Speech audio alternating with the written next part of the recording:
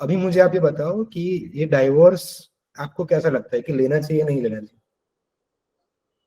लेना ही चाहिए। Okay. Though I'm in a very different kind of situation, but I feel I don't appreciate divorce in हमारे society. पास live live example है। हाँ, जी but ji. I don't appreciate. मतलब this is the worst thing happens. सो देखिए, live example है हमारे साथ कि हम्म, जैसे सोसाइटी कैसे ट्रांसफॉर्म करती है। Okay. Sunita ji Rahu first house है। ओके। तो उनके लिए चेंजेस बहुत ही ज्यादा नॉर्मल है। राइट। और जो प्रमिला जी है ना, वो जुपिटर रूल्ड है। राइट। वो धीरे धीरे अपने हिसाब से, मतलब वो धर्म से बाहर नहीं जाना चाहते। राइट। कंफर्ट जोन में जो हार्ड डिसीजन होते हैं वो लेना नहीं चाहते। ओके, क्योंकि आप अभी प्रोडक्ट चीजों पर ध्यान दे रहे हो। राइट। तो सुनिधि जी अपने हिसाब से एकदम सही है कि राहु का अभी जोन है कि अगर आप सही नहीं हो, लोग आपके साथ सही नहीं है, तो उसको ब्लॉक करो, आगे बढ़ो। ठीक है, ये सुनिधि जी का कहना है। प्रमिला जी ये बोल रहे हैं कि मतलब वो नहीं कर रहे हैं कि धर्म से हिसाब से चलेंगे, अपने दूसरे कामों पे काम करेंगे। ओके। तो ये आई थिंक इंटरनेट पे आप कोई नहीं बताएगा, किसी को नहीं पता है कि राहु केतु 7th एक्सिस पे 1 7 एक्सिस पे कैसे काम करेंगे। ओके। और बहुत सारी चीजें भी डिपेंड करती है आपको कि अगर सारे अच्छे अच्छे प्लैनेट का एस्पेक्ट है तो यहाँ पे चीजें अच्छी हो पाएगी। ओके। सो अगेन सारे शनि 7th हाउस में है, ये नहीं होता है कि आपने रेप किया था या तो आपने सारी चीजें हुई थी। ओके। इसकी इंटेंसिटी कम से ज्यादा हो सकती है। तो ये पॉसिबिलिटी है कि आपने अपने पार्टनर का दिल तोड़ा था, सबसे लोएस्ट। ओके। उससे थोड़ा ज्यादा बढ़े कि आपने डोमेस्टिक वायलेंस किया था, उससे थोड़ा ज्यादा बढ़े, राइट, आपने अपने पार्टनर को बहुत ज्यादा यातनाएं दी थी, इमोशनल दुख दिया था। राइट। उससे ऊपर जाएंगे फिर जो फिजिकल ट्रॉमा है वो आपने दिया था। राइट। ये सारी चीजें हैं। हाँ, और एक चीज आती है कि जब चाइल्ड अब्यूज कोई भी करता है, ओके, तो इसका पंचम भाव का और 7th हाउस का लॉर्ड एक्सचेंज होता है और शनि की चीजें एक्सचेंज होती है। ओके। तो उनको ऐसा ही सुख मिल, मतलब दुख मिलता है। ओके। तो सबसे पीक लेवल ऑफ दी जो होता है ना कि शनि की रीजन मिलती है कि कैप्रिकॉन है फर्स्ट हाउस में और शनि आ गया 7th हाउस में। ओके। यहाँ पे क्या हो जाएगा कि आपने रेप किया है, राइट, या फिर आपने कोई ना कोई ऐसी चीज की है कि जो अनएथिकल है, राइट, जिससे एक रेप विक्टिम या फिर एक पर्सन है बहुत ही खराब लाइफ में रोया है, राइट, ट्रॉमा मिला है उसको।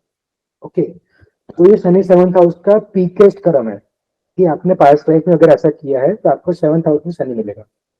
ओके। तो और चीजें भी डिपेंड करता है कि अगर अच्छे अच्छे प्लैनेट का कॉम्बिनेशन साथ में बैठा है, राइट, तो ये अच्छा भी बना सकते हैं शनि का कॉम्बिनेशन। राइट। और अकेला शनि बैठा है 7th हाउस में तो ये सबसे बुरा भी बना सकता है। तो उसका सबसे बुरा कर्म यही होता है कि आपने रेप किया था, राइट, और आपने फिजिकल अब्यूज किया था। ओके। तो इसका कर्म आपको भोगना है इस लाइफ में।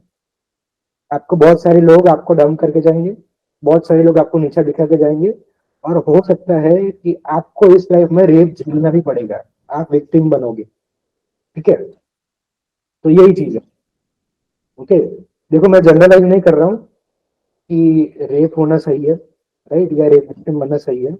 और कहीं ना कुछ कर्मा होते हैं, राइट, जो भोगने पड़ते हैं। ओके। चीजें तो सही नहीं होती है, नहीं भी करना चाहिए, पर अगेन कुछ कर्मा होते हैं जो सेटल होते हैं। ओके। तो ये था शनि, एकदम हैवी कार्मिक लोड। तो ऐसे देखा जाता है शनि 7th हाउस में। ओके। यस, आप किसी को कोई क्वेश्चन है? तो ये डाइवोर्स एथिकल है कि नहीं है, इस पे भी डाउट है। देखिए, अगर यहाँ पे कोई आपको, देखिए अब क्या होता है, लोग आपस में पार्टनर को जब इतने केसेस हो रहे हैं, इसने मार दिया, ये हो गया, मर्डर्स हो रहे हैं, तो उस केस में हम सब खुद ही बोलते हैं अरे यार इससे तो आप डिवोर्स ले लेते हैं। There is a situation, there is obviously a situation, but that is the situation कि हाँ ठीक है अब तो शस्त्र उठाने पड़ेंगे, वो तो आपको हमेशा खड़ा होना पड़ता है। बट एक्चुअली द सिचुएशन इसके अब शस्त्र उठाने पड़ रहे हैं, या फिर वो हमारा अपना कंफर्ट जोन और मन है, या हमारी इच्छाएं हैं, या हमारा राहु कॉल है ना, मतलब हमारे राहु ने बोला यहाँ मजा नहीं आ रहा, यहाँ चलना है मतलब तो ये होता है ना। तो वो एक्चुअल में ऐसी सिचुएशन होनी चाहिए कि हाँ अब तो हमें सामने अपना ही परिवार खड़ा है, लेकिन फिर भी बांध चलाना ही पड़ेगा। ठीक है, वो वैसे वाला सिचुएशन इज एथिकल। और अगर आपको ये है कि हाँ अभी हाँ मेरा मन नहीं लग रहा, मेरा emotional lord in the 7th house. So बात आती है शादी की। ओके, तो पहले तो आप लोग मुझे ये बताइए कि शादी के बिना क्यों नहीं रहा जा सकता। ओके, और शादी कितनी इंपॉर्टेंट है। यस, वन बाय वन बताइए।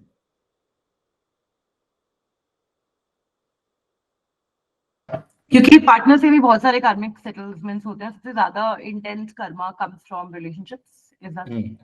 तो ये पॉइंट बहुत अच्छा है कि शादी एक सबसे बड़ा कार्मिक सेटलमेंट है।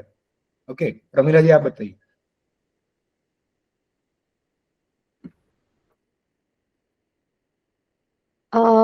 फॉर मी शादी is a kind of responsibility जो हमें अलाइन हुई है नेचर से, to reproduce and to grow a society. And that is the like major एक यही रिस्पॉन्सिबिलिटी मुझे लगता है कि इसी वजह से शादियां होती हैं। एंड बिकॉज बाकी karmic settlement is also there, but majorly just to grow the society. तो इसको अगर अच्छे से बोले कि शादी एक ब्लैक होल है, राइट, कि जहां से चीजें जाती भी है और चीजें आती भी है। एक पोर्टल मन, ठीक है, कि आपके कर्म चले जाते हैं और एक नया जीव वहां से जन्म लेता है। ओके, ये चीज है। चलो, ये भी बहुत अच्छा पॉइंट था। सुनीता जी आप बताइए, शादी क्या है आपके लिए। मुझे भी ऐसा ही लगता है कि शादी एक मतलब आप जैसे कि आए हो जीवन में, धरती में पैदा हुए, तो आपका हर एक रिलेशनशिप के टुवर्ड्स एक रिस्पॉन्सिबिलिटी होता है जो आपको निभाना होता है। हम्म। तो शादी तो भी वैसा ही रिस्पॉन्सिबिलिटी है एक कि आपको कुछ चाहिए। आपको क्या चाहिए शादी से, मुझे बताइए। हाँ एक इमोशनल मतलब वो डिपेंडेंसी वो चाहिए होता है हर किसी को शादी में, कि इमोशनल एक केयर एंड इंसान नर्चरिंग। ऐसा हो। हाँ इमोशनल केयर एंड नर्चरिंग वो हर किसी को यस। चाहिए होता है। पक्का हर किसी को चाहिए। I don't know about others, but हाँ मेरे हिसाब से हम्म। कि हाँ चाहिए होता है कि एक इंसान ऐसा हो कि जिसके पास एट द एंड आप जाओ, एक इंसान आपको सुने और आप उसकी सुनो और एक दूसरे को ग्रोथ कर सको, ग्रोथ में हेल्प कर सको। यस, हाँ प्रमिला जी बताइए। I also relate with this statement कि हम्म। yes exactly because no one knows कि शादी के बाद क्या ट्रैजिक्स हो सकते हैं, and no one expect that as well. तो ये एक रिक्वायरमेंट सभी का होता है कि we will start a family, we will live like this, there are a lot of dreams and लोगों की लर्निंग्स होती हैं कि हम ये नहीं करेंगे और हम ये करेंगे और एक अच्छी लाइफ जिएंगे। एक ऐसा बंदा होगा जिसके साथ है ना we will share all our happiness and sadness और सभी चीजें। तो इसलिए शादी आई फील सभी का ही मन करता होगा। मतलब मेजरली मैं ये कह सकती हूँ कि किसी का बहुत पहले ही कुछ ऐसा एक इमोशनल अटैचमेंट हो जाए, नहीं तो शादी everyone feels like they need to marry and okay, अच्छी बात है, राइट। तो इसमें क्या बोलेंगे, शादी का क्या हो गया, आपके लिए क्या है शादी।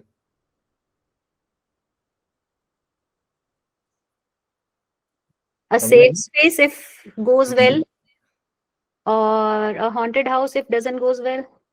ओके, अच्छी बात है। हम्म, सेफ स्पेस यानी भोगोगे आप, सुख मिलेगा उससे। हॉन्टेड प्लेस यानी उससे दुख मिलेगा, राइट। right, हाँ जी। दोनों से ही कर्म कटे, ठीक हम्म है। हम्म तो अगर शादी का कर्म काटना ही नहीं है हम्म तो क्या करेंगे, शादी नहीं करेंगे। हम्म। किसी के चार्ट में शादी का कॉम्बिनेशन नहीं होता है, राइट। सो जैसे कि एक लाइन है when Krishna ji was giving, वो पूरा समझाते हैं ना अर्जुन को कि कर्म ना करने ही होते हैं, कर्म ना करना भी एक मतलब ऐसा है कि इट्स नॉट राइट, कि आप अपने कर्म से बच नहीं सकते, हम्म। है ना।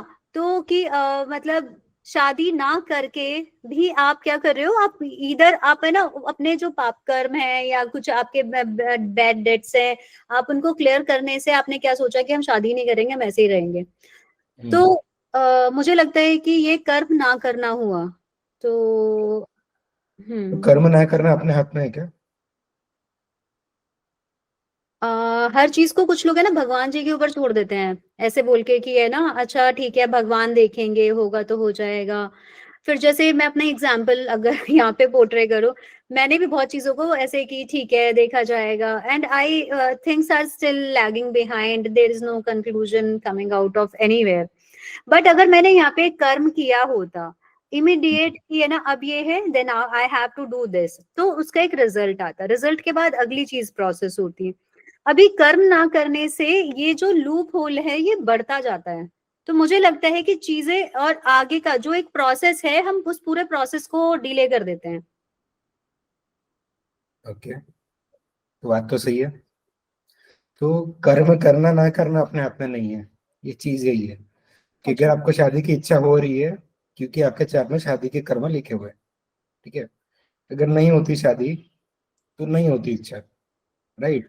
नहीं तो होती थोड़ी बहुत इच्छा और शादी होकर टूट जाती, जो थोड़ा बहुत कर्म था वो सेटल हो जाता। Okay, Okay. तो यही चीज है कि अगर किसी को शादी की इच्छा नहीं है तो उसको नहीं करनी चाहिए, अगर इच्छा हो रही है तो उसको कर लेनी चाहिए। Yes, यही होता है। So Okay. अभी हाँ, in the current scenario there is a choice with the people that they can marry or they don't want to marry, but in earlier scenario हम लोगों के पेरेंट्स वाले टाइम में अगर देखा जाए तो people were getting married, everyone like they were married, there were no divorce, no one was getting separated, families were aligned, people were living in their in-laws house no matter whatever the situations were. So what I feel ऐसा, मतलब ये मेरा question भी आप consider कर सकते हो, ऐसा क्या मेजर चेंज हुआ है कि इतना लिबरल, मतलब इतना थॉट प्रोसेस चेंज हो गया कि शादी जिसको कोई तोड़ना ही नहीं चाहता था वो बहुत आसानी से अब टूट भी रही है, and we are giving very suitable reasons for it, and which is very okay to everyone also nowadays. तो बहुत अच्छा क्वेश्चन है, राइट। इस पे बहुत अच्छे से बात कर सकते हैं। जी। चलो, पहले ना जब भी होता था ना, शादी होती है, सारी चीजें होती है, तो शनि और गुरु, राइट, सूर्य है, ये सारे प्लैनेट आपस में मिलके एक सोसाइटी बनाते थे, राइट। एक नॉर्म्स बनाते थे कि फीमेल ये करेगी, मेल ये करेगा, मेल की इतनी रिस्पॉन्सिबिलिटी है, फीमेल की इतनी रिस्पॉन्सिबिलिटी है। ओके, उस हिसाब से समाज फंक्शन करता, राइट। तो जैसे जैसे टाइम बढ़ता गया, आगे चीजें बढ़ती गई, लोगों के पास आने लगी फ्री विल। फ्री विल किससे आती है? राहु केतु से। ओके, तो राहु केतु आपका जितना ज्यादा एक्टिव होगा ना, तो आप उतना ज्यादा सोचोगे। ओके, तो कलयुग में यही चीज है कि लोग बहुत कुछ अपने बारे में सोचते हैं और अपने बारे में डिमांड करते हैं। ओके, तो इसी से लोग सेल्फिश बनते हैं या फिर एकदम सेल्फलेस बन जाते हैं, राइट। तो दोनों ही एक्सट्रीम सही नहीं है, राइट। समाज को सही से चलाने के लिए जुपिटर चाहिए, शनि चाहिए, सूर्य चाहिए, राइट। कि आप एक रूल है, रूल को फॉलो करो और आराम से चलो, राइट। पर अगर लोगों के पास बहुत ज्यादा कंट्रोल दे दिया जाए, राइट, तो क्वेश्चन करेंगे कि समाज की ये चीजें सही है कि नहीं। ओके, तो अगेन यही हो रहा है कि दोनों के प्रोज हैं, दोनों के कॉन्स भी है। लोगों के पास फ्री विल है, ये करना चाहिए नहीं करना चाहिए। ओके, इसलिए खुद के हिसाब से डिसीजन लेते हैं कि भाई मुझे शादी में ये चीज नहीं चाहिए, अगर डोमेस्टिक वायलेंस होगा तो मुझे डाइवोर्स चाहिए, राइट। अगर मेरी बीवी खाना बना के नहीं देती, राइट, तो मुझे डाइवोर्स चाहिए। अगर मेरी बीवी मेरा कहना नहीं मानती है, मतलब कहा हुआ नहीं मान रहा, ओके, तो मुझे डाइवोर्स चाहिए। तो ये सारी फ्री विल की चीजें हैं। ओके, तो जैसे जैसे कलयुग पीक पर जाता जाएगा तो लोग छोटी छोटी चीजों में भी अपनी चीजें चेंज कर लेंगे, राइट। वो विश्वास करना, फेथ भूल जाएंगे, राइट। ये होती है बात। हाँ जी, बोलिए। फिर ये फ्री विल तो पहले से भी था ना, मतलब पहले भी कहाँ किसी को फोर्सफुल था कि तुम्हें करना ही पड़ेगा शादी। पहले भी तो खुद ढूंढ के स्वयंवर के ऐसा कुछ भी होता था और तब भी तो ये करते ही थे ना। अच्छा, स्वयंवर का मतलब क्या होता है? तो खुद से चूज करना, खुद से, मतलब किसी को ऐसे प्रेशराइज तो कभी भी नहीं था कि तुम्हें शादी करनी ही पड़ेगी। कि फ्री विल तो तब भी था, तब अच्छा, भी मतलब स्वयंवर। काम डिसाइडेड ही थे, हम्म, मतलब पर ऐसा कुछ स्वयंवर ना नहीं था। एक्चुअली राजाओं के लड़कों के लिए होता है। ओके, और जो लोअर तबके का समाज है, हम्म राइट, उनका तो वैसे ही लड़का ढूंढ का, इनसे शादी करा दो, इनकी शादी होगी, ठीक है। हम्म और स्वयंवर भी अपने परिवार वाले ही आयोजित करते थे, और उसमें हाँ, भी सिलेक्शन वो खुद ही करते कि इतने नहीं लड़के हैं। उसमें तो लड़की की डिमांड रहती थी ना कि मुझे ऐसे हाँ, ऐसे वो चाहिए, सिलेक्ट कर सकती ऐसा है। ऐसा, हाँ ऐसा हो तो ही लड़का हो, आओ, वो नहीं तो नहीं। वो यस तो पहले भी ऐसे होता था, और अगर देखा जाए कि छोटे कास्ट में ऐसा अगर होता था तो फ्रीडम नहीं थी किसी को, और क्या गलत क्या सही ये चूज करने का हक किसी को भी नहीं था, तो वो तो भी बहुत सारे कुछ प्रॉब्लम्स तो तब भी थे। अभी अगर जो राजा पर के तो घर फेक था। होता है, जो पहले राजा के घर होता था, अभी वो हम्म, लगभग सबके घर होने लगा है। क्या हाँ भाई, हम्म, सिर्फ राजा नहीं, आप सबको है कि आप कर सकते हो, आपके लिए क्या सही क्या गलत आप चूज कर सकते हो, सिर्फ यस ये शादी के बारे में नहीं, बहुत कुछ चीजों के बारे में। ओके तो फिर ये तो राहु केतु यहाँ पे कैसे आए और शनि और जुपिटर वहां पे कैसे थे? अच्छा बहुत अच्छा बात है ये। तो सुनील जी आप ही मुझे बताइए कि अगर आपके पास फ्री विल हो और ना हो तो सिनेरियो में क्या अच्छा रहेगा आपके लिए? ना हो तो फिर ऑब्वियस है कि मेरे जो भी अ, मैं जो चाहती हूँ उस हिसाब से मेरा हम्म काम होगा ही नहीं कुछ भी। हम्म आप क्या चाहते हो? किस रिगार्डिंग? शादी शादी के रिगार्डिंग किस? रिगार्डिंग शादी से आप क्या हाँ, चाहते हो? मैं चाहती हूँ, शादी से क्या चाहती हूँ कि हम्म क्वेश्चन क्या है मतलब? जी जी आप शादी से क्या चाहते हो ये चीज है।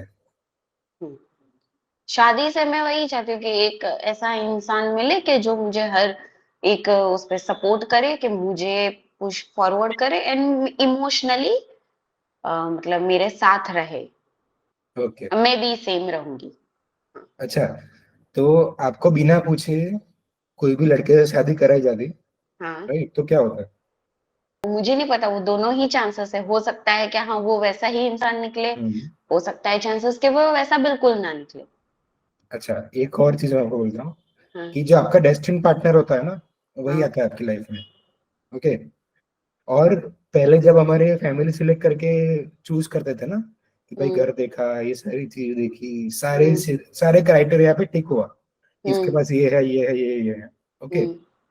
चैट भी मैचिंग कराते थे वो लोग राइट हाँ। उसके बाद लड़का आता था ओके हम्म। तो बहुत ज्यादा चांस है कि वही आपका लाइफ पार्टनर होता था ओके आप जब खुद सिलेक्ट करते हो ना हाँ हाँ। तो बस प्यार में पड़ जाते हो राइट कि तो हाँ भी भाई ये भी ये तो ऐसा हो ये कर सकता है, लेगा। अगर डेस्टिनी ही यही हम्म चाहती है तो हम्म वो हमें मिलाते क्यों है फिर?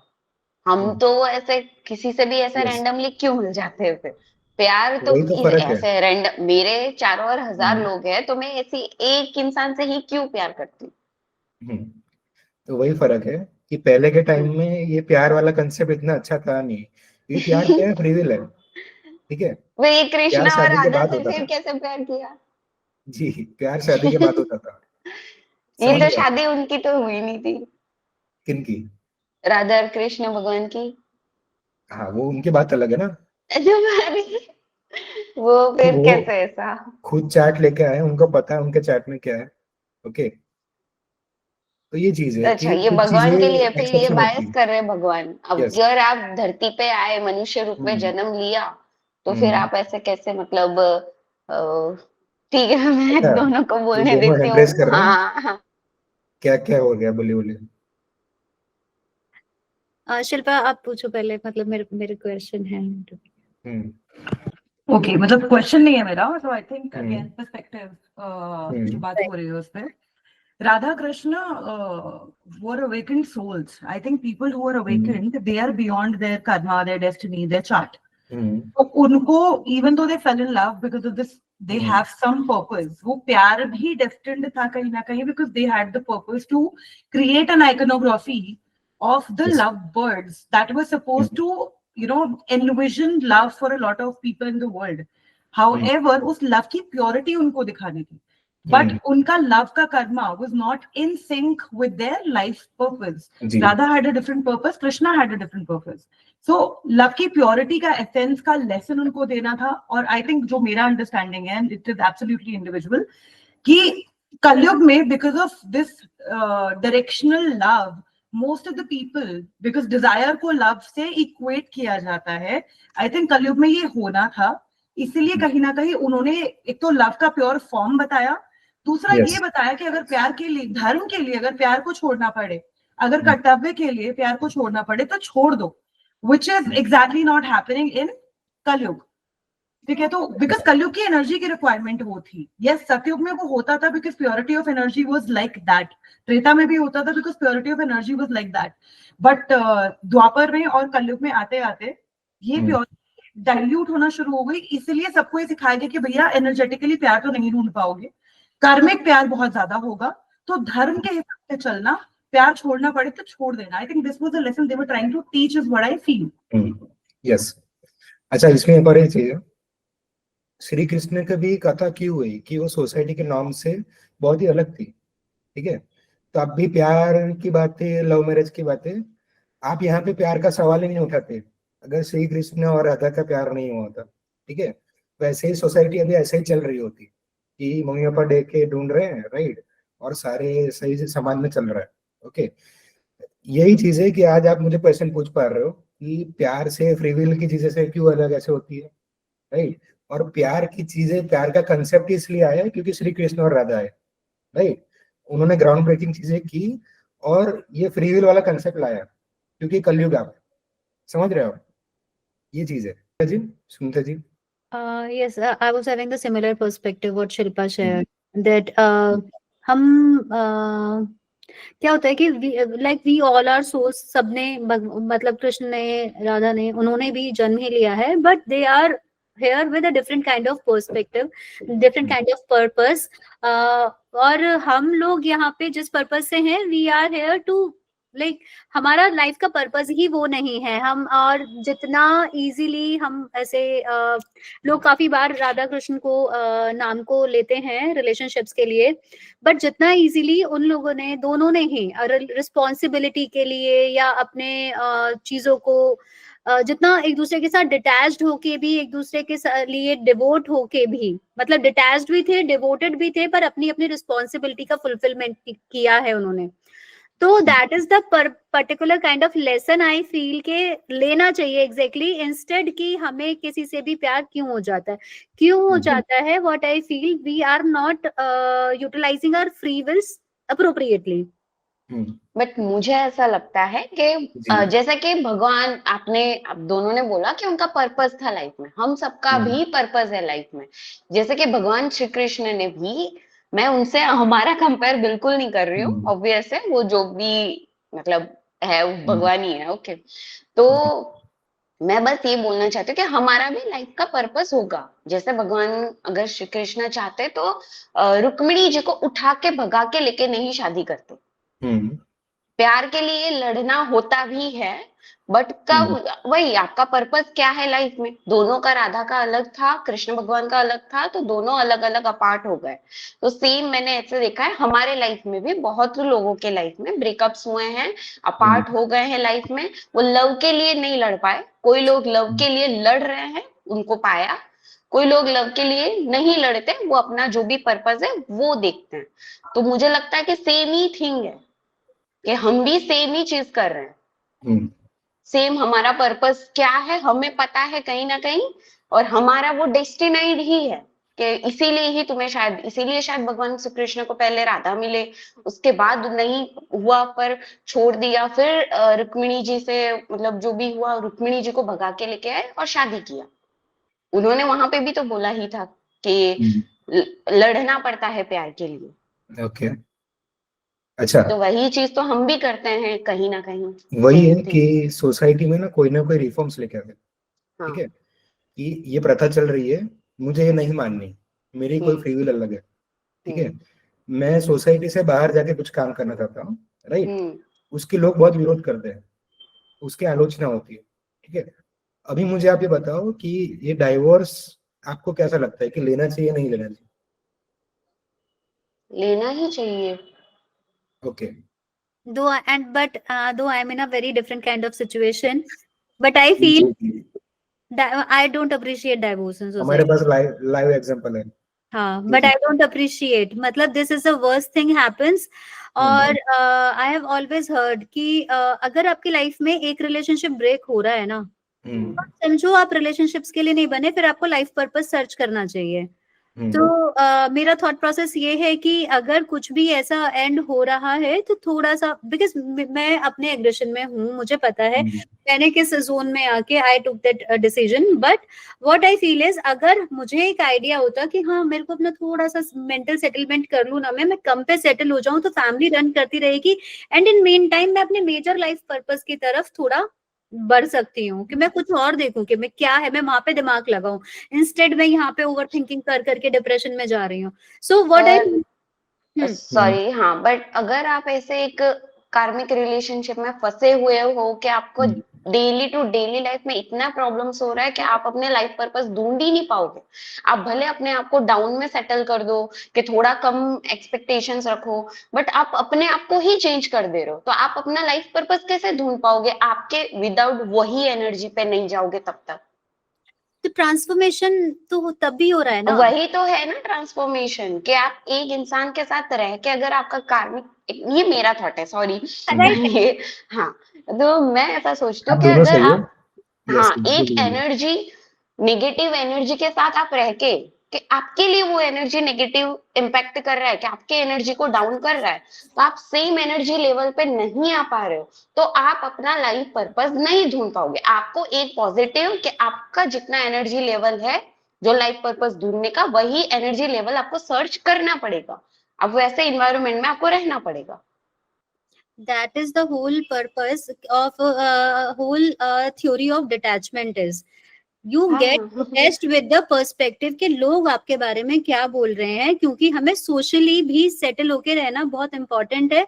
क्योंकि क्या होता है व्हेन हम बच्चे इन्वॉल्व होते हैं, फैमिलीज इन्वॉल्व होती हैं, सभी के एक्सपेक्टेशंस होते हैं. अभी at present Shilpa just give me a minute.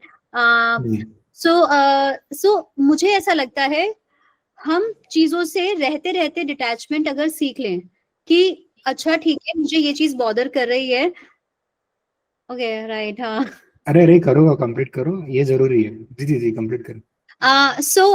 मतलब अगर इस तरीके से हम है ना डिटैचमेंट, अगर हम फैमिली में रहते रहते अगर हम ये सोच लें कि हमारा पार्टनर हमें सैबोटेज कर रहा है, हमारे एक्सपेक्टेशन मीट नहीं कर रहा है, तो हमें वहां पे डिटैचमेंट लाना चाहिए उस पोजीशन में रहते रहते, and that is the actual win what I feel as a human is. और वहां पे अगर हम ये कर पा रहे हैं और साथ में अपना हम जो भी, मतलब मैं उसको ट्रांसफॉर्मेशन समझती हूँ. हमने किसी को छोड़ दिया, उसके बाद हम कहीं और फिर भटक रहे हैं, मतलब मैं अपनी लाइफ को एक ट्रांसफॉर्मेशन में अभी कंसिडर नहीं करती, क्योंकि मैंने कोई चीज खो दी, मैं इसमें क्या नया कर पाई, मैं एक जगह हार गई एक तरीके से, मैं इसको ऐसे कंसिडर करती हूँ. अब क्या है, अब मेरे पास ऑप्शन ही नहीं है, अब मुझे अपने आप को प्रोफेशन में इन्वॉल्व करना पड़ रहा है सो दैट मैं पिछली चीजें भूल जाऊं. बट मेरा विन ये होता कि मैंने, अगर my husband is not treating me well, my in laws are not treating me well, okay ठीक है कोई बात नहीं भाई, आपका आपके साथ, ये आपका कर्म, मेरा कर्म मेरे साथ, मैंने अपने आप को प्रोफेशन में भी इन्वॉल्व किया, आपकी चीजों को इग्नोर करना सीख लिया. So that is a win वाला situation for me. But and that is the actual transformation what I feel is. अब उसके साथ साथ मैं करियर वाइज भी ग्रो कर रही हूँ, and now what a person feel like कि हाँ ये रेस्पेक्टफुल लाइफ है मेरे लिए. ओके, सो देखिए लाइव एग्जांपल है हमारे साथ कि जैसे सोसाइटी कैसे ट्रांसफॉर्म करती है. Okay, Sunita ji Rahu first house है. ओके, तो उनके लिए चेंजेस बहुत ही ज्यादा नॉर्मल है, राइट. और जो प्रोमिला जी है ना, वो जुपिटर रूल्ड है, राइट. वो धीरे धीरे अपने हिसाब से, मतलब वो धर्म से बाहर नहीं जाना चाहते, राइट. कंफर्ट जोन में जो हार्ड डिसीजंस होते हैं वो लेना नहीं चाहते. ओके, क्योंकि आप अभी प्रोडक्ट चीजों पर ध्यान दे रहे हो, राइट. तो सुनीता जी अपने हिसाब से एकदम सही है कि राहु का अभी जोन है कि अगर आप सही नहीं हो, लोग आपके साथ सही नहीं है, तो उसको ब्लॉक करो, आगे बढ़ो. ठीक है, ये सुनीता जी का कहना है. प्रमिला जी ये बोल रहे हैं कि मतलब वो नहीं कर रहे हैं कि धर्म से हिसाब से चलेंगे, अपने दूसरे कामों पे काम करेंगे, राइट. डाइवोर्स नहीं लेंगे क्योंकि वो धर्म के विरुद्ध है, राइट. तो देख सकते हो कि पहले कैसा होता था सोसाइटी में, जुपिटर के अरे डाइवोर्स कितना बुरा होता है, ठीक है. पर जब राहु आता है तो क्या बोलते हैं, फ्री विल आता है. ये डाइवोर्स बस नाम है, अगर आपके साथ अच्छा नहीं जा रहा है तो उसको काट के आगे बढ़ो, ठीक है. तो ये होती है, जैसे फ्री विल आती है तो सोसाइटी के नॉर्म्स धीरे धीरे कम होना चालू होते हैं, राइट. तो ये डाइवोर्स वाला टर्म है ना, धीरे धीरे हॉरिफिक कम होता जाए, और वो बस पर टर्म बचते रह ये जाएगा। सॉरी जो यस। आपने बोला ये सही, मतलब मैं भी अग्री करती हूँ कि डाइवोर्स सिर्फ एक नाम है। अब वो इंसान के साथ रह के भी अगर नहीं हो, आप डिटैच हो, तो उस इंसान के साथ रह के ही अपना एनर्जी खराब क्यों करना, मेरा भी सही बात यही है, बोलना सही था बात है। बस। हाँ यस। तो यही चीज है कि जुपिटर वालों को धीरे धीरे ट्रांसफॉर्म होना पड़ेगा। आगे कलयुग आ रहा है। ओके। आप अगर डिटैच नहीं करोगे, डाइवोर्स नहीं लोगे, तो लोग आपका फायदा उठाएंगे। वो राहु को एक्टिवेट करेंगे चाहे आप जुपिटर को एक्टिवेट करो। राइट। आप प्रमिला जी क्या कहना है आपका? सर मेरे लिए धर्म, मैं अगर इसको ऐसे समझा जा रहा है हम्म। तो ऐसा नहीं नहीं है, ऐसे नहीं, आपको क्या we- समझ आता है? हाँ यस, मतलब वी टेक डिफिकल्ट डिसीजंस, ऐसा नहीं है, it's a difficult decision because it impacts the life of lot many people around you. Yes. So समाज आपका हिल जाता है पर। यस एग्जैक्टली, बिकॉज आप एक ऐसी सिचुएशन में आ जाते हो, no relative is, personal experience, no relative is inviting you, even you are not going anywhere yourself, because हर कोई आपको सिर्फ यही समझा रहा होता है, सब मैनेज कर लेते हैं। आपको भी पता है, आपने भी शादी इसलिए नहीं की होती कि आप एक दिन तोड़ के डिवोर्स लेके अकेले बैठोगे और है ना ऐसे जस्ट अपने आप को ऑक्यूपाइड करने के लिए you'll get involved to some profession, skill course or something like that or any other thing. But what I feel is gradually अगर हम इसी रास्ते पे चलते रहे तो we are not making a good society. And if we are doing this, for example, I am not expecting this life for my kid. I don't want my kid to live a life कि उसकी partner आएगी आके, उसको बिल्कुल उनका understanding नहीं होगा तो एकदम छोड़ के कोई भी भाग जाओ, फिर मुझे आज मेरे को ये करना है और आज मैं नहीं, ऐसा नहीं होना चाहिए। क्या होना चाहिए, एक ओवरऑल इवॉल्व होने की जरूरत है, थॉट प्रोसेस को ऐसे चेंज करने की जरूरत है कि लोगों को थोड़ा सा अपने बिलीफ सिस्टम को बस ऐसे इवॉल्व करने की जरूरत है कि फैमिली भी इम्पोर्टेंट होती है। हम ट्रांसफॉर्म होके कहाँ जाएंगे? हम है ना, हमारे ना जैसे 4 आश्रम हैं, तो अगर हम अपने गृहस्थ आश्रम की रिस्पॉन्सिबिलिटी ठीक से पे कर ही नहीं रहे हैं तो हम वानप्रस्थ में सुखी जीवन कैसे जिएंगे? हमारे बच्चे परेशान हैं, हमारे बच्चों का घर टूटे हुए हैं। तो मतलब मेरे पेरेंट्स अपने उस वो 75 वो जो एक कहते हैं ना, वो जो एक वानप्रस्थ आश्रम वाला जीवन है वहां पे वो अपने गृहस्थ में फंसे बैठे हैं। सो ताकि हम हर एक स्टेज को सही से जी पाए। तो मुझे ये लगता है हमें थोड़ा सा एक अंडरस्टैंडिंग को लाने की जरूरत है, मॉडर्नाइजेशन को भी समझने की जरूरत है, चीजों का टूटने के लिए, ट्रांसफॉर्म होने के लिए भी क्या क्या पर्सपेक्टिव है उनको भी समझने की जरूरत है, और हर चीज को थोड़ा बस थोड़ा एथिकली करने की जरूरत है। मतलब जो मेरा थॉट प्रोसेस यही है। सही है। पर देखो ये डाइवोर्स एथिकल है कि नहीं है, इस पे भी डाउट है। देखिए अगर यहाँ पे कोई आपको, देखिए अब क्या होता है, लोग आपस में पार्टनर को जब इतने केसेस हो रहे हैं, इसने मार दिया, ये हो गया, मर्डर्स हो रहे हैं, तो उस केस में हम सब खुद ही बोलते हैं अरे यार इससे तो आप डिवोर्स ले लेते हैं। There is a situation, there is obviously a situation, but that is the situation कि हाँ ठीक है अब तो शस्त्र उठाने पड़ेंगे, वो तो आपको हमेशा खड़ा होना पड़ता है। बट एक्चुअली द सिचुएशन इसके अब शस्त्र उठाने पड़ रहे हैं, या फिर वो हमारा अपना कंफर्ट जोन और मन है, या हमारी इच्छाएं हैं, या हमारा राहु कॉल है ना, मतलब हमारे राहु ने बोला यहाँ मजा नहीं आ रहा, यहाँ चलना है मतलब तो ये होता है ना। तो वो एक्चुअल में ऐसी सिचुएशन होनी चाहिए कि हाँ अब तो हमें सामने अपना ही परिवार खड़ा है, लेकिन फिर भी बांध चलाना ही पड़ेगा, ठीक है। वो वैसे वाला सिचुएशन इज एथिकल। और अगर आपको ये है कि हाँ अभी मेरा मन नहीं लग रहा, मेरा इमोशनल सेटिस्फेक्शन नहीं है, तो आप ये भोगने आए हो, आपको इमोशनल सेटिस्फेक्शन नहीं होगा, just overcome it, being there, मतलब what I feel is yes, सही बोल रहे हैं आप। हाँ जी। यही चीज है कि एक पर्सन की शादी हुई, डाइवोर्स हो गया, दूसरी शादी की, डाइवोर्स हो गया, तीसरी शादी की, डाइवोर्स हो गया, ठीक है। तो क्या ये एक साथ में 2-4 जन्मों का कर्म उसने काट लिया, ऐसा मानेंगे क्या? क्या लगता है आपको? I feel the person is not made for शादी हियर। इसीलिए अगर आपका पहला रिलेशनशिप रन नहीं कर रहा है आपको, तो आपको बीइंग इन रिलेशनशिप सोचना स्टार्ट करना चाहिए कि क्या मेरा लाइफ पर्पस कुछ और है। हमारे यहाँ पे नॉट मुझे कंट्री नहीं, अभी लोगों का थॉट प्रोसेस ऐसा है जहाँ पे लोग इलाज के लिए बाहर नहीं निकलते, एस्ट्रोलॉजी के लिए तो खैर क्या निकलेंगे, बट हमें ना बहुत basic initial years of a kid, हमें उस बच्चे के बारे में समझना चाहिए। हमें उस ये वाले पैरामीटर्स भी समझने बहुत इंपॉर्टेंट हैं। ये मुझे एस्ट्रोलॉजी पढ़ने के बाद समझ आया कि अगर इतना पता हो कि आप लाइफ में ये करने के लिए आए हो, तो आप कितना प्लान्ड होके चल सकते हो कि हाँ यार ठीक है, ऐसा आएगा, इस हाउस में डिटैचमेंट होगा, तो ज्यादा नॉर्मल रहते हैं। अगर मैं अपने बेटे के लिए ज्यादा पॉजिटिव मदर बन जाऊंगी, तो मैं उसके लिए एक ट्रैप बन जाऊंगी। तो मैं क्या करूंगी, मैं एक ऐसी लाइफ जीऊंगी, ऐसे प्लान करूंगी। सो बहुत इनिशियल स्टेजेस में ये वाला डिस्कशन होना बहुत इंपॉर्टेंट है। एंड इसी तरीके से हम क्या कर सकते हैं कि देखिए, अगर रिलेशनशिप्स हैं या कोई भी चीज है, अगर हमें लग रहा है कोई भी चीज खराब हो रही है, मतलब कुछ भी इस तरीके का, I am sorry, I am getting distracted from the question, can you please just repeat that statement what you asked?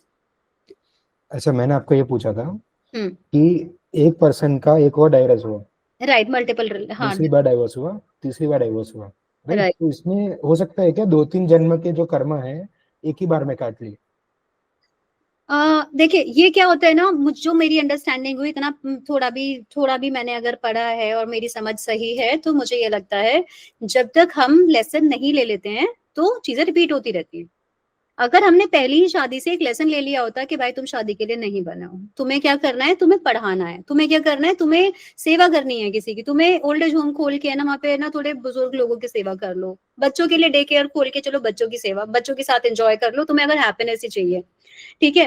तो क्या होगा, हम अगर पहली शादी में ये सीख लेंगे ना, तो मल्टीपल वाला ऑप्शन ही नहीं आएगा वहां पे। अगर एक इंसान है वो स्टैंड ही नहीं ले पा रहा है अपने लिए, तो उसके साथ है ना वो सिचुएशन, वो स्टोरी रिपीट होती है जब तक वो अच्छा, मतलब। अगर एक चीज है हम्म, कि 3 डाइवोर्स हुए, हम्म, राइट, उसने क्या सीखा होगा लाइफ में? उसकी जो मैच्योरिटी है या फिर इमोशनल स्टेट है वो कहाँ पे आ गई हो? I have such a similar case as well in my head.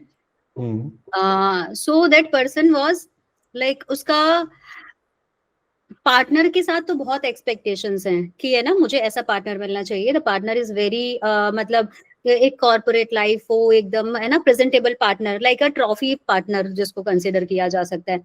लेकिन जब तुम्हें वो पार्टनर मिल जाता है, अब तुम कैसे हो, क्योंकि तुम बोल नहीं पा रहे हो, है ना, your parents are finding a partner for you, you are not taking stand. अब क्या है, 100% आपका इंटरनल डिससेटिस्फेक्शन है, आप उस शादी को नहीं चलाओगे, ठीक है, और वहां पे स्टैंड भी नहीं ले रहे हो, आप कुछ नहीं कर रहे हो, not doing a karma is a bad karma according to me, है ना। अब आपने क्या किया, आपने यहाँ पे एक चैप्टर जो आपको लर्न करना था कि आपको अपना स्टैंड लेना है, फिर आपको अपनी लाइफ चलानी है, फिर आपको अपने कर्मा करने हैं, तो अपने लिए भी रेस्पेक्ट रखनी है, अपने पार्टनर के लिए भी रेस्पेक्ट रखनी है, तो वो आपने नहीं किया आउट ऑफ अ फियर कि मैं क्यों करूं, जो हो रहा है होने दो, टाइम के साथ ठीक हो जाएगा, नहीं होगा जो होगा देखा जाएगा। ये जो होगा देखा जाएगा are the like these are the scariest people in the world, इनका कुछ भी नहीं होता मतलब। तो अब ऐसा होगा, उसका क्या होगा, फिर डिससेटिस्फेक्शन है, डिवोर्स हो गया। अब दोबारा शादी में फिर उसने एक पार्टनर अपने लिए ढूंढा, वो उस पार्टनर के लिए भी फिर से स्टैंड नहीं ले पाया। अब वो जिससे शादी हो गई है, अब वो उसके साथ भी सेटिस्फाइड नहीं है, वो उसके साथ भी डिवोर्स के ऑप्शंस ढूंढ रहा है। लेकिन वो पार्टनर, वो जो 2 शादियों में ऑलरेडी सेटल नहीं हो पाया, स्टैंड नहीं ले पाया, इसका मतलब उसे कहीं अपने लिए स्टैंड लेने की जरूरत है, बोलना सीखने की जरूरत है, उसको इवॉल्व होने की जरूरत है, नहीं तो वो किसी की भी रिस्पेक्ट नहीं करा पाएगा। उसका लेसन ये है मेरे अकॉर्डिंग। तो अगर वो जब तक ये नहीं करेगा, उसकी शादी टूटती रहेगी। ओके, तो दिस इज समहाउ तो क्वेश्चन का आंसर क्या है? सो क्वेश्चन का आंसर ये है कि पहली रिलेशनशिप से ही अगर किसी को लर्निंग आ जाए, तो आगे इतने की नौबत नहीं आती है, मतलब इतने इसका नीड नहीं होगा। मतलब मुझे नहीं लगता, अगर आपने पहले से ही क्लियर कर लिया है तो तो आप ये कहना चाहते हैं कि उसको लर्न करना है, अगर डाइवोर्स उसको ले भी रहा है तो कोई ना कोई लेसन लेके उसके लाइफ में आगे जाना है। अगर वो नहीं सीखता है तो एंडलेस डाइवोर्स के चक्कर में फंसा रहेगा। यही मेरा जो सवाल है कि person one by one divorce लेते जा रहा है, ठीक है, तो by the end of the 3 divorce उसका क्या मेंटल स्टेट रहेगा और उसने क्या सीखा होगा? अभी तक जितना पढ़ी हूँ उससे ऐसा लग रहा है कि ये आपका कौन सा ग्रह कहाँ पे है उस पे डिपेंड करता है। अगर ये आपको कार्मिक चीजें हैं, कार्मिक ऐसा? चीजें, अच्छा, तो उसका अगर चौथी हर शादी कोई होती है। इंसान एक शादी से ही सब कुछ सीख जाए जरूरी नहीं है, हम्म, और कोई इंसान 4-5 शादी के बाद भी कुछ भी नहीं सीखते, वैसे भी इंसान देखा है मैंने। तो वही है कि अगर आपको वही सब भुगतना है, जब तक आपका भुगतना कंप्लीट नहीं हो जाता है तब तक आप शादी करते रहोगे, और जिसको सीखना होता है वो फर्स्ट शादी में क्या, शादी से पहले भी सीख ही जाता है। जी ऐसा दोनों ही प्रेडिक्शन करेक्ट है, बट दोनों I think they both have different purpose, because I feel Rahu के ट्रांसफॉर्मेशन के बाद Jupiter can bring the stability. मतलब this is what I feel, Rahu is not stable. आपने एक ट्रांसफॉर्मेशन ला दिया, बट उस it's like you have sown a seed, but now you have to nurture the crop also. So I think that nurturing, at least when it comes to societal reforms, I feel that nurturing can come from Jupiter. While Rahu can move on to another new project, you know, to new transformation, new reform, new creation. Jupiter is like, ठीक है, ये जो आपने बनाया है, I know how to structure it and stabilize it and make it work, so I'll do that. This is what I feel. Because wisdom, ज्ञान, maturity, Rahu is, I personally feel Rahu is not mature. ठीक है, Jupiter is maturity, Saturn is maturity. ये जो ग्रह है ये फिर भी मेच्योरिटी और थोड़ा वो लेकर आते हैं। तो आई थिंक या all planets have different roles I guess to play. Yes just minute.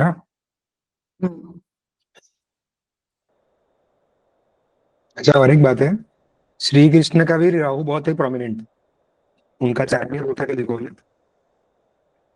तो वही है कि कर्ण है, राइट, श्री कृष्ण है, ये सारे लोग सोसाइटी में ट्रांसफॉर्मेशन लाने के आते हैं, राइट, जो बहुत ही नीडेड होता है। आपकी बात नहीं आ रही डॉक्टर? अभी आ रही ना? हाँ। चलिए स्टार्ट करते हैं। लग्न Lord in the 7th house. Okay, तो क्यों होता है कि हमने अभी डिस्कस किया कि शादी का पर्पस क्या होता है, शादी कर्मा है, राइट, वो 1 by 1 डिवोर्स करके भोगना है, क्या करना है, सब हमने डिस्कस किया। ओके, तो जब भी लग्न Lord in the 7th house में है, तो लोगों का क्या है कि जन्म ही इसलिए होता है कि शादी करके कर्मा निपटाना है। लग्न लॉर्ड जब भी 7th हाउस में आता है तो उनको शादी करना है और कर्म निपटाना है।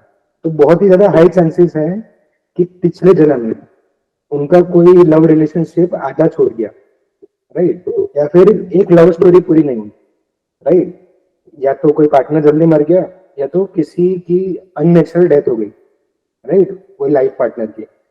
तो वो इस जन्म में लग्न Lord in the 7th house को मिलता है।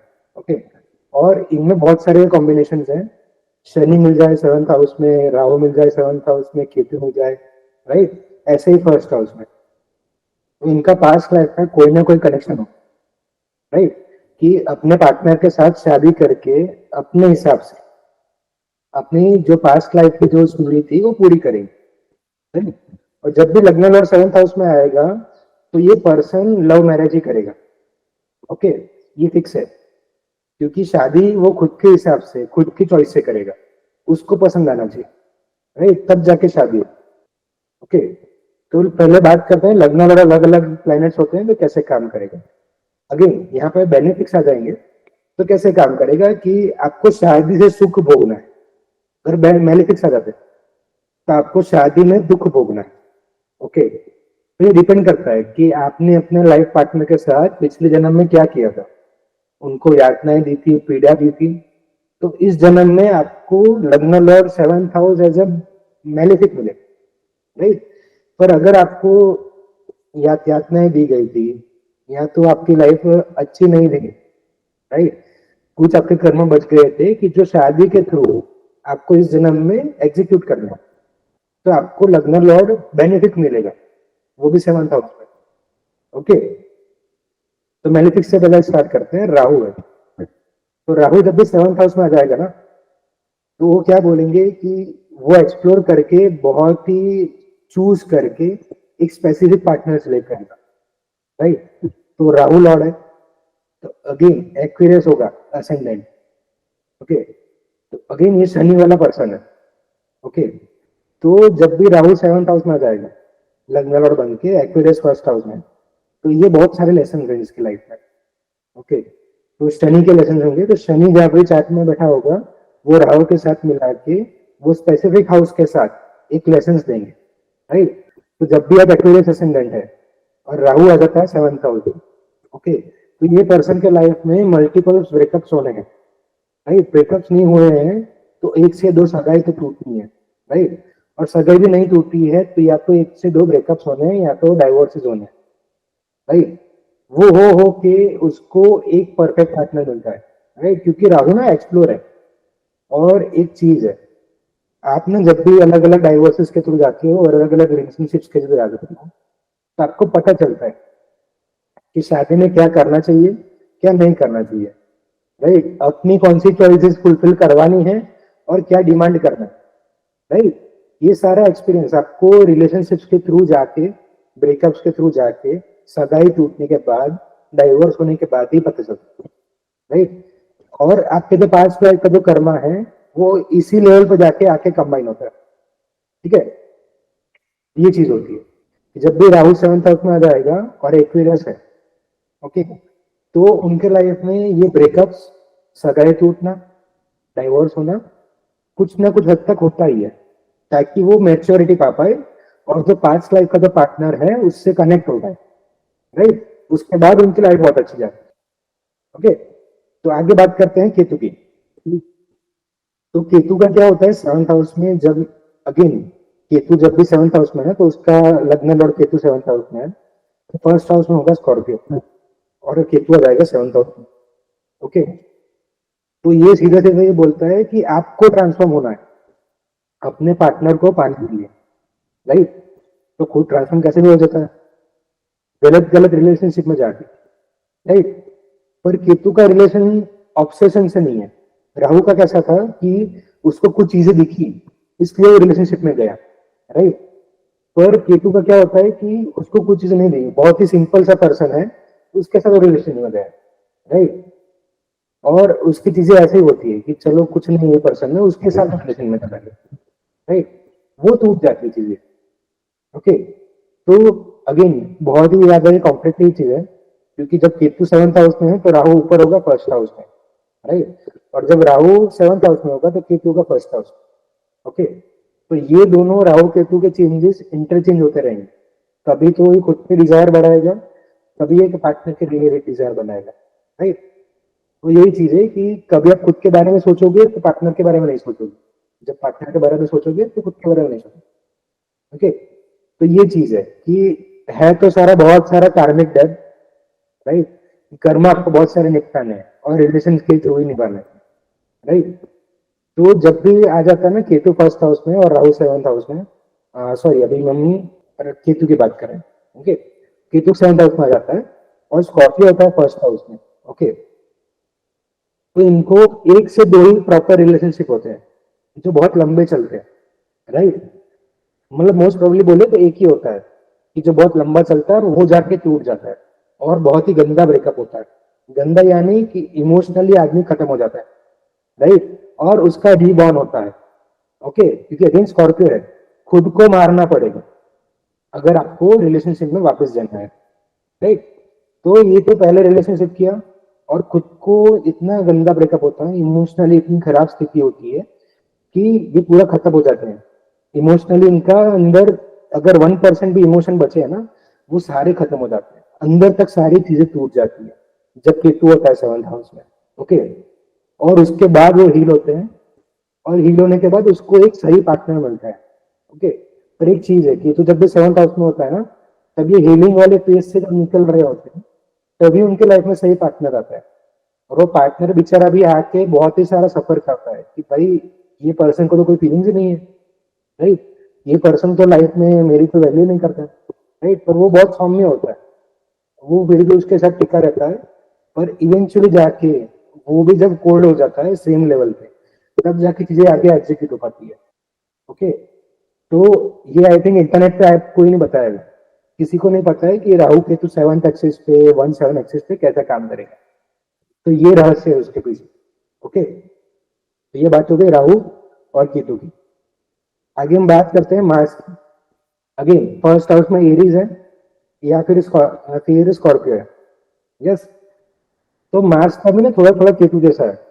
अगर स्कॉर्पियो है 1st हाउस में तो इन्होंने ना अपने गुस्से की वजह से, अपने ऑब्सेशन की वजह से, राइट, और अपने फिजिकल इंटीमेसी की वजह से, राइट, बहुत सारे लोगों को एक्सप्लोर किया होता है। क्योंकि जब 7th हाउस में आ जाता है ना मार्स, और 1st हाउस में स्कॉर्पियो है, ओके, तो ये पर्सन बहुत सारे रिलेशनशिप में जा जाके अपने आप को एक्सप्लोर करता है, राइट, और अपने आप को ट्रांसफॉर्म करता है, ओके। तो यही चीज है कि जब मार्स 7th हाउस में है और स्कॉर्पियो 1st हाउस में है, तो ये पर्सन बहुत सारे फिजिकल रिलेशनशिप के थ्रू जाके खुद को ट्रांसफॉर्म करता है, लोगों से अपने आप को ट्रांसफॉर्म करवाता है, ओके। ये मार्स है, 7th हाउस है, ओके।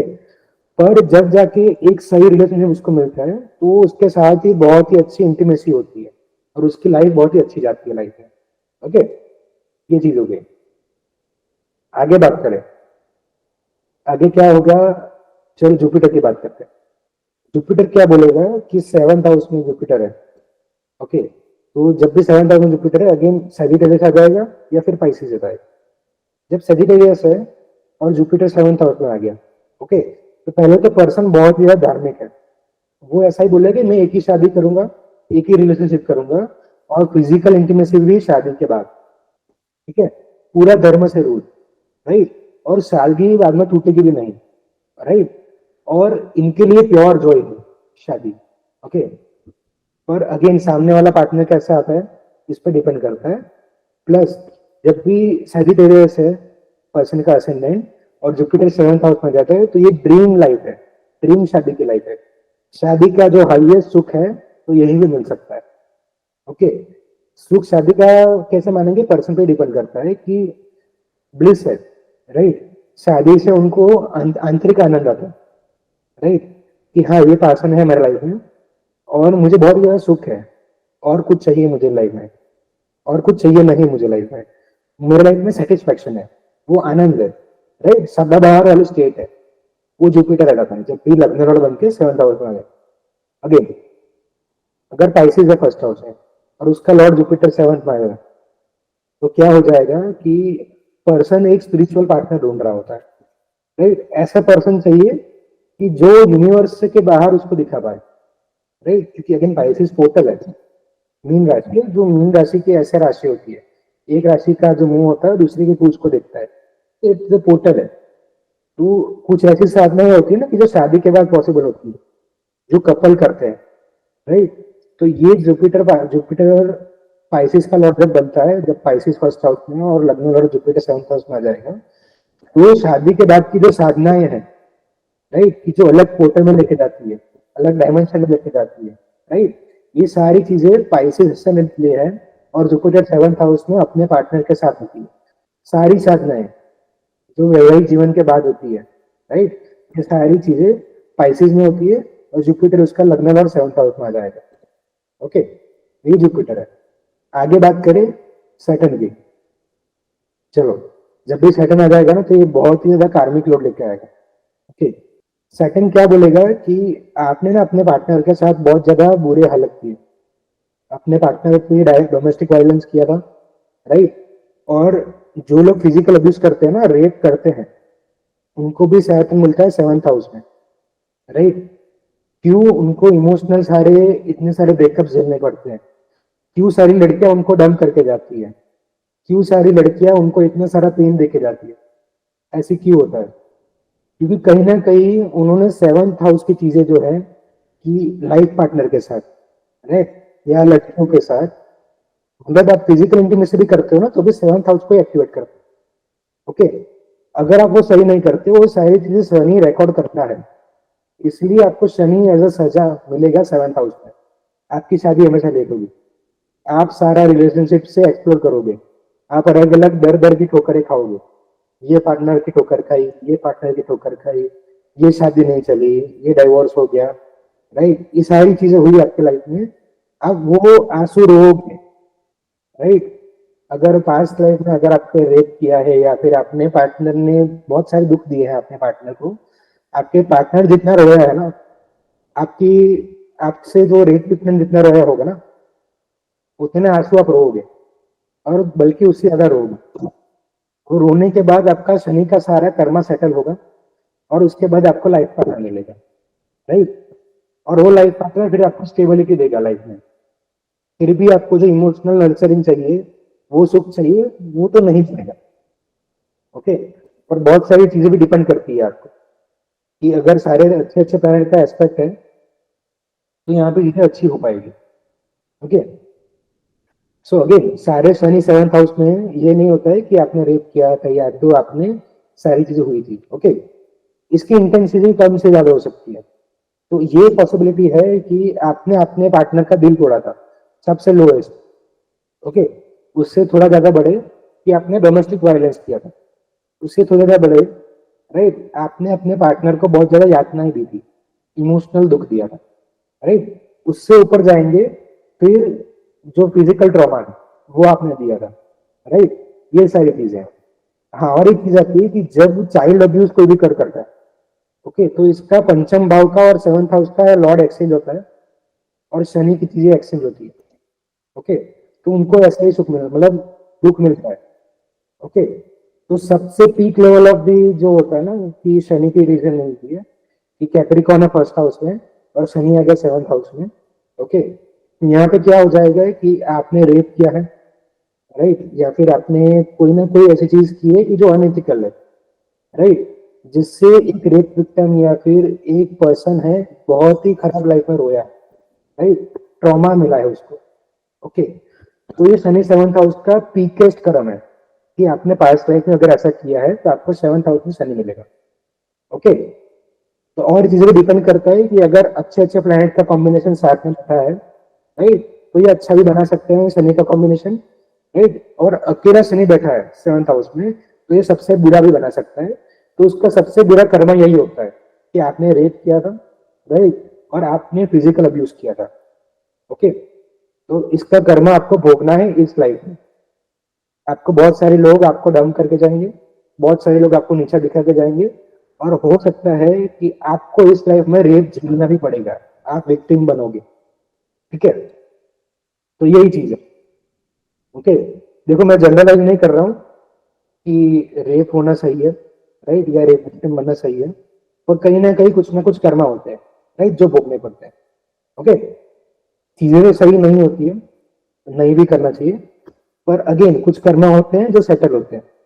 ओके, तो ये था शनि, एकदम हैवी कार्मिक लोड, तो ऐसे देखा जाता है शनि 7th हाउस।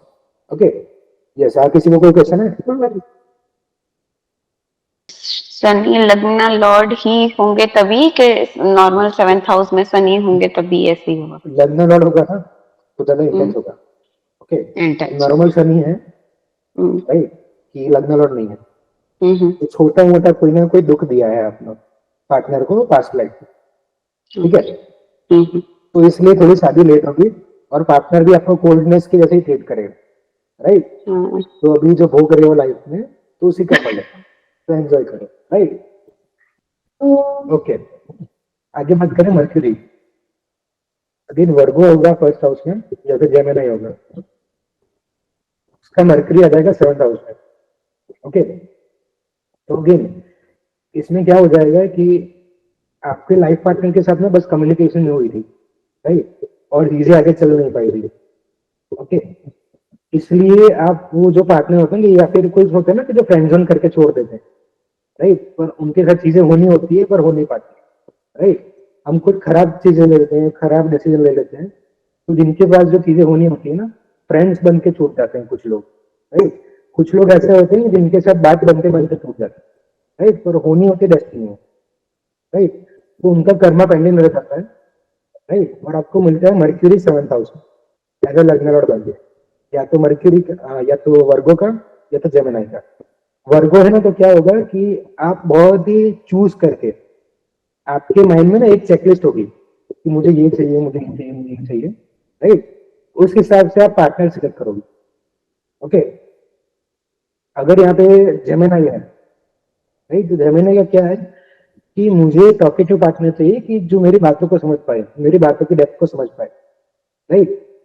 तो यही है मर्क्यूरी का कि बहुत ज्यादा सिलेक्टिव पार्टनर होता है, बहुत ज्यादा इंटेलिजेंट पार्टनर होता है राइट, और ये लोग ढूंढते भी ऐसा ही है राइट, कि मुझे इंटेलिजेंस चाहिए, मुझे ऐसा पर्सन चाहिए कि चीजें समझ पाए राइट। तो जब भी लग्न लॉर्ड बन के मर्क्यूरी 7th हाउस में जाता है तो थोड़े से इनफर्टिलिटी इश्यूज नहीं देता है, राइट। इनफर्टिलिटी इश्यूज कैसे कि मर्क्यूरी ना खुद एक्चुअली ना मेल है ना फीमेल है, ओके। इसलिए ना आप बहुत ज्यादा बुरा चाहते हो ना बहुत ज्यादा अच्छा चाहते हो, मर्क्यूरी बैलेंस बना के चलती है, ओके। तो अगर आपको बहुत ही लॉजिकली पार्टनर सिलेक्ट करने का मन कर रहा है तो आपका बहुत ज्यादा हाई चांस है कि मर्क्यूरी 7th हाउस में है या फिर 7th हाउस में मर्क्यूरी कहीं ना कहीं से दिखता हो, यस। तो ये था mercury in the 7th house जब भी लग्न वाला बन के आता है। चलो वीनस जब भी लग्न वाला बन के आ जाएगा 7th हाउस में, यानी टॉरस है या फिर लिब्रा है, ओके। तो आपने प्योर भोगने के लिए आए हो, राइट। क्या भोगने के लिए आए हो? अपने पार्टनर के साथ सुख, एक अच्छे घर का, अच्छी गाड़ी का, अच्छी इंटीमेसी का, राइट, अच्छे सौंदर्य का, राइट। ये आप भोगने के लिए आए हो, सीधी सी बात है, ठीक है।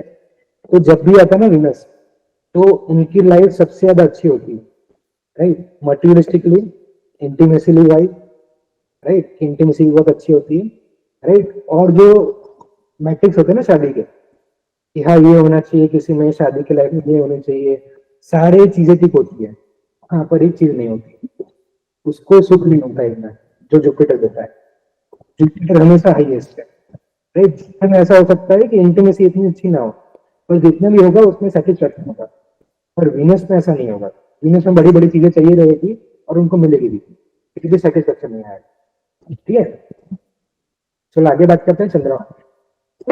चंद्रमा जब भी, हाँ जी यस, जब भी चंद्रमा आ जाएगा ना 7th हाउस में तो अगेन फर्स्ट हाउस में कर्क राशि है, तो पर्सन खुद बहुत ज्यादा इमोशनल है, किसके लिए? पार्टनर के लिए, ठीक है। भाई मैं बहुत अकेला हूँ, कोई मेरी चीजें समझे, कोई मेरे हाथ पकड़ के चले, कोई मेरा रोना सुने, कोई मेरा दुखड़ा सुने, ठीक है। कोई कुछ बोले ना पर एटलीस्ट मेरे साथ चले, मेरे घर में रहे, राइट, मेरे साथ कदम से कदम मिला के चले, मुझे अकेले रहना पसंद नहीं, ठीक है। कर्क राशि, लग्न और 7th हाउस, चंद्रमा, ओके। तो इनको सारी चीजें मिलती है लाइफ में, राइट, पर ये पार्टनर के पीछे भाग भाग के इमोशनल नर्चरिंग ढूंढते हैं, ओके। तो जब इनको सही लाइफ पार्टनर मिलता है ना तो इनकी चीजें बहुत अच्छी जाती है। इनको लाइफ में ना वो पार्टनर से एक ही चीज मांगते हैं कि भाई तुम अच्छे दिखते हो नहीं दिखते मुझे फर्क नहीं पड़ता, राइट, थोड़े से गोरे होने चाहिए, राइट, प्लस थोड़ा सा मुझे केयरिंग दे दो, राइट, मुझे मेरी बर्थडे याद रख लो, मुझे अच्छा खाना खिला दो, राइट, मेरी इमोशंस की केयर करो, राइट। इतना ये लोग मांगते हैं और इतने के लिए ये लोग ना जन्म होते हैं, राइट। ये लोग वही बोलते हैं कि भाई मुझे थोड़ी केयरिंग चाहिए, कोई मेरा अच्छे से ध्यान रखो, राइट। तो वो छोटे बच्चे होते हैं ना कि जो बहुत क्यूट होते हैं, सबका बहुत मतलब सब उसका बहुत ध्यान रखते हैं, यही है, राइट। कैंसर फर्स्ट हाउस में और लग्न और moon in the 7th house में, ओके। तो ये लोग आए ही हैं पैम्पर होने के लिए, किससे पैम्पर होने के लिए? पार्टनर से, राइट। तो इनके लाइफ में जब भी इमोशनल होते हैं ना कि हाँ ये चीज है, यहाँ पे ना ये लेसन होते हैं इनकी लाइफ में कि कोई भी उनको अच्छा बोल देता है ना कि अरे तुमने खाना खाया, अरे तुमने ये चीजें पहनी, तुम्हें चोट लगी, तुम सही हो, ओके। तो ये लोग इनके प्यार में गिर जाते हैं, ठीक है। कोई इतना भी बोल दे, बहुत गलेबल होते हैं, ओके। कोई इतना सा भी उनको बोल दे कि अरे ये चीज है थोड़ा सा ध्यान रखो, राइट, अच्छे टोन में उनको थोड़ा बोल दे, उनको कोई केयर कर दे, निकल जाता है, ठीक है। पर ये पर्सन अगर आगे जाके ये केयर नहीं करता है ये लोग सफर करते हैं, ओके, और चीजें नहीं चलती, ओके। तो हमेशा कैंसर के लिए, कैंसर फर्स्ट हाउस में है और लग्न 7th हाउस में है, तो मून एग्जॉल्टेड वाला पर्सन ढूंढना बहुत ज्यादा जरूरी, ओके। तो ये चंद्रमा, लग्न और 7th हाउस। अगेन आगे बात करें, सूर्य है Leo in the first house and sun in the 7th house. तो क्या हो गया पर्सन को कि ऐसा कोई पार्टनर चाहिए जो खुद को रूल करे, राइट।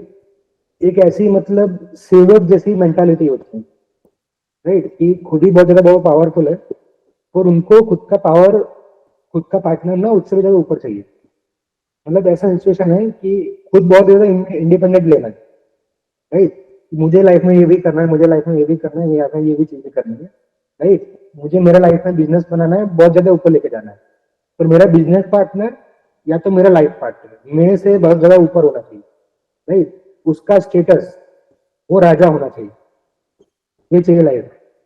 खुद को सेल्फ रिस्पेक्ट होती है, राइट। और जब भी पार्टनर आता है ना तो ये दब के चलते हैं, राइट, कि अरे ये तो बहुत बड़ा है, मुझे इसके नीचे लेके चलना पड़े, ठीक है। तो ये थोड़ा सा ना अच्छा नहीं माना जाता, क्योंकि लियो ना फर्स्ट हाउस में, तो इनको फ्री विल चाहिए, ओके। पर जब भी पार्टनर आता है ना उसको डोमिनेट कर देता है, ओके।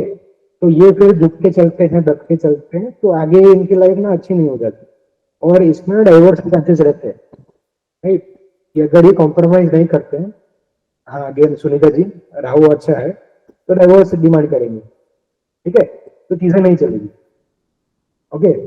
तो ये थे सारे 9 प्लैनेट्स, राइट। तो अगर कोई डाउट है तो मुझे बताइए, अगर कोई प्लैनेट रह रहा है ये मुझे बताइए। अगेन राहु हो गया, केतु हो गया, शनि हो गया, मार्स हो गया, जुपिटर हो गया, विनस हो गया, सन हो गया, राइट। और कौन सा, हाँ मून भी हो गया, मर्क्यूरी मून सब। यस। डाउट अगर बताइए, यस। बहुत सारे प्लैनेट हो तो भी क्या करे फिर, कौन सा ऊपर नीचे वो कैसे करे? अगर आपने अभी लग्नेश तो कोई भी नहीं है, पर अगर बहुत सारे हैं, अभी जैसे कि मैंने वो निकुंज का प्लैनेट अभी जो निकुंज का दिखाया था, उसमें लग्नेश उनका है 7th हाउस में, वीनस, टॉरस का वीनस, तो वो दी बेस्ट, मतलब सेकंड दी बेस्ट है। बट उनका मून भी है वहां पे एक्सॉल्टेड डेबिलिएशन, तो फिर हम उसमें कैसे बोलेंगे? तो मेन तो बहुत फिर सारे प्लैनेट आ जाते हैं ना 7th हाउस में, हाँ, तो ये शादी के अलावा बहुत सारी चीजें करेंगे, ठीक है। 2 पॉसिबिलिटीज है, बहुत सारी शादी होगी और तो बहुत सारे बिजनेस होंगे, ठीक है। अगर जुपिटर अच्छा बैठा है, जुपिटर अच्छा बैठा है तो बहुत सारे बिजनेस होंगे। अगर जुपिटर खराब है, राहु ज्यादा पावरफुल है, बहुत ज्यादा रिसर्च भी होगी, एक्स्ट्रा मैरिटल अफेयर्स होंगे, ठीक है। ये तो गलत लग रहा है अभी कोई क्योंकि अच्छा बैठा है ना, इसलिए। अगर उसको मैं यहाँ पे लेके आऊंगा तो उसको गलत नहीं लगेगा कि अरे हो तो भी क्या हो गया, हो गया। मेरा ही ऐसा पर राहु फर्स्ट हाउस में है और 7th हाउस में बहुत सारे प्लैनेट्स बैठे हैं, 4 प्लैनेट्स जो कि तो आप बिजनेस एक करो। ही बेनिफिक है। जुपिटर कहाँ है? जुपिटर 5th हाउस में है। हाँ तो अच्छा बैठा है ना, पंचम भाव में, आपको धर्म की लाइन क्रॉस नहीं करने देगा। अगर जुपिटर अष्टम में होता है, जुपिटर स्कॉर्पियो में होता है, जुपिटर 12th हाउस में होता है, तो आपके होते है ना, वो 4-5 चैट खुली होती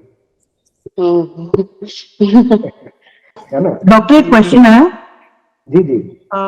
लग्न है एरीज और तो ऑब्वियसली 7th हाउस में, सॉरी 7th हाउस में 7th राशि है व्हिच इज लिब्रा, लिब्रा, ठीक है।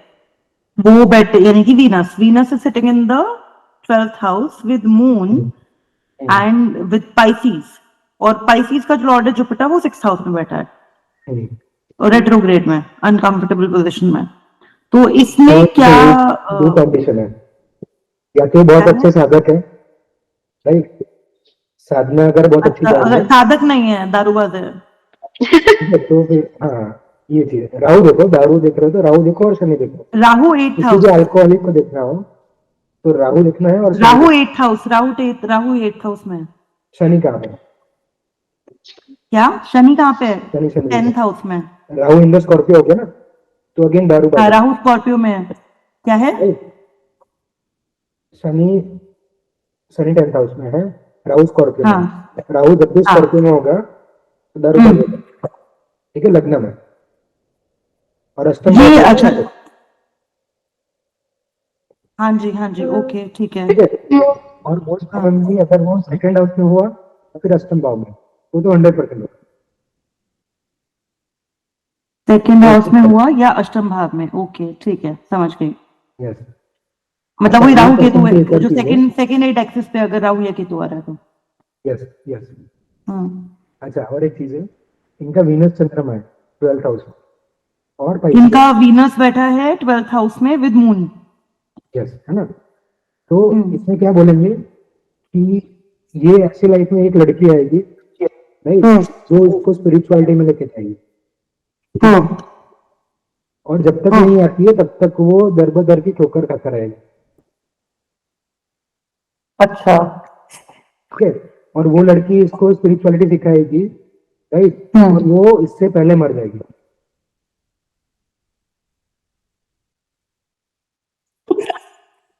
इससे पहले मर जाएगी तो क्यों क्यों मतलब क्या वो हुआ लॉजिक, ये मेरे को समझना है। चंद्रमा वीनस है, तो लड़की भी क्या करेगी, इसको इमोशनली इतना समझाएगी ना, ये पर्सन ओवरथिंकर है 12th हाउस में चंद्रमा, ठीक है। वीनस का काम क्या है, लड़की का काम क्या है, इसको समझाना, मून देना, ठीक है। जब आप किसी को इमोशन सारे दे देते हो इतने सारे, और 12th हाउस है यहाँ पे, ठीक है, तो उसकी मौत जल्दी आती है, उसकी मौत जल्दी आती है, पर्सन जल्दी तो खत्म होता है। जल्दी दो चीजें हो गई, तो वो जल्दी और एक हो गई लड़के से पहले, तो यहाँ कौन सी वाली है सिचुएशन? लड़के से पहले मर जाएगी लड़की, तो वो it can also be like कि लड़का अगर 80 में मरा तो लड़की 79 में मर गई, मतलब ऐसा वाला देखो 4 लड़के हैं, लड़की है, लड़के का है लड़के का है, तो लड़की की बात कर रहे हैं। अगर फ्लिप कर दोगे तो भी सेम चीज होगी, ठीक है। हाँ, और एक चीज है कि लड़की के जाने के बाद लड़के के बोन्स में बहुत ज्यादा दिक्कत होगी, राइट। लड़की के जाने के बाद लड़के के बोन्स में दिक्कत होगी, ओके। हाँ, और ऑस्टियोपोरोसिस होगा और उसकी डेथ ही ऐसी हो जाएगी, वो चल नहीं पाएगा मरने के टाइम। और ये प्रेडिक्शन हमने कैसे करी है? 12th हाउस मून है, राइट। जब तक वीनस था, राइट, और मून ज्यादा अच्छा था, राइट, वहां पे वीनस मून बहुत अच्छा काम कर रहा था। जब वीनस डूब जाएगा, राइट, तो मून को पावर नहीं मिलेगी इतनी, ठीक है। मून हड्डियों का भी कारक है, वो दूध है, राइट, दूध भी है, हड्डियों का कारक शनि भी होता है, ठीक है। 12th हाउस में मून का जो न्यूट्रिशन होता है ना, सीन का तंत्र है, राइट, और जो मिल्क के थ्रू कंडीशन मिलती है, राइट। तो इसको ऐसा भी बोल सकते हैं कि 12th हाउस में कुछ समय के बाद ये चंद्रमा का दूध पिएगा ना, तो इसकी हड्डियां गल जाएगी, हड्डियां गल जाएगी, ओके, ठीक है। बट इनकी मैरिड लाइफ कैसी रहेगी? वो तो नौमान से देखनी पड़ेगी। नमांश में इनके करो लग्न में कैंसर है, और 7th हाउस में सन मून वीनस साथ बैठे हैं, और 8th हाउस में राहु और मार्स है, बहुत इमोशनल, और 12th में जुपिटर मरकरी, ठीक है। हाँ जी। अब देखो कितना ब्यूटीफुल काम करता है लग्न एंड नौमान। हमने लग्न में भी ये प्रेडिक्शन किया कि इसमें लाइफ आएगी, राइट, और इसको इनकी क्या, सॉरी, इनकी लाइफ पार्टनर आएगी और इसको इमोशनल नर्चरिंग देगी, ठीक है। नौमान से भी यही बोलते हैं। नवांश में 7th हाउस में सन मून वीनस तीनों बैठे हैं, चंद्रमा आ गया ना, हाँ। तो अगेन इसका लाइफ पार्टनर इसको गाइड भी करेगा, सूर्य डोमिनेट करेगा, चंद्रमा इमोशनल नर्चर करेगा, ठीक है। बहुत अच्छे से कनेक्ट कर रहा है, देखो आप। और वीनस का क्या रोल है यहाँ पे? वीनस कहाँ पे देखो चार्ट में, D9 में, D9 में सन मून वीनस तीनों साथ बैठे हैं 7th हाउस में। ये सारी चीजें सेम ही है कि लाइफ, मैरिज लाइफ बहुत अच्छी जाएगी, इमोशंस भी होंगे, राइट, और धर्म भी होगा, क्लैरिटी भी होगी, बहुत अच्छी जाएगी, राइट। पर अगेन एक प्रॉब्लम ये है कि पर्सनल इमोशन है, ठीक है, सामने वाली इमोशनल होनी चाहिए, बस ये एक है। ओके, और इनका जो नवांश में राहु मार्स बैठा है साथ में, will that have any wrong implication? कहाँ पे बैठे? नवांश में 8th हाउस में राहु मार्स है ना। हाँ। तो अगेन मैंने क्या बोला था कि मल्टीपल रिलेशनशिप हो गए या तो साधना के लिए बहुत अच्छा है, राइट, बट साधना में नहीं है, टाइम पे सही लड़के वो एक्स्ट्रा मैरिटल अफेयर्स है, ठीक है। ये चीज है, अगर साधना में नहीं है तो लड़के के एक्स्ट्रा मैरिटल अफेयर शादी के बाद हो सकते हैं, यस, राहु मार्स की वजह से 8th हाउस में, जी। ओके।